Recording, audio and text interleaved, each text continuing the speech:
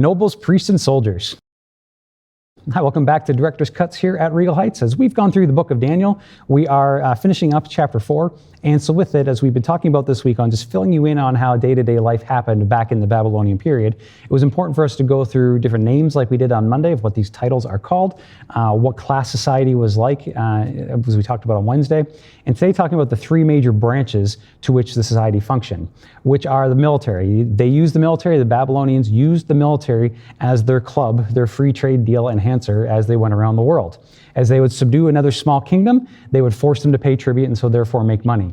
So the military was a money-making machine. It was not just purely for defense, as the average Canadian thinks of the army. We think of defense. That's because that's all we have used ours for, is to help other people and to help our own borders. But in the past, most militaries were used, especially for the Babylonians, were used to extend their reach politically and monetarily. And so that is what they would use the military for. So it was definitely a reach to go out into the world.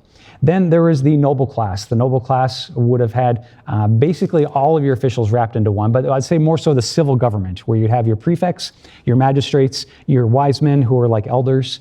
They would be the ones who would be your legislators and your judges. They would make the laws and apply them, and they would give advice to the king from a civil government point of view, just a day-to-day life. Should we build a canal here? Should we go to war there? Things like that. And then you have like the priestly class, which would have been your astrologers. You know, nothing goes on at night when you don't have light bulbs everywhere. So the sky was something that was vastly studied so that A, you would know the position of your armies. And they often thought that the way that, especially meteorites, stars and planets, how they moved, whereas stars all work together in one unit as they pass.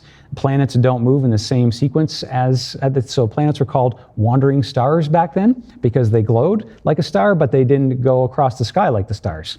And then you had shooting stars, well, comets and meteorites and the like.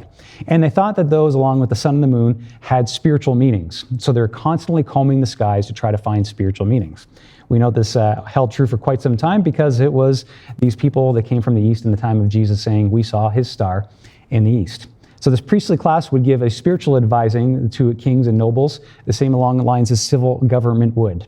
And so through that would be what their decision-making processes would have included, would have been the spiritual side of things, from omens to divination to horoscopes.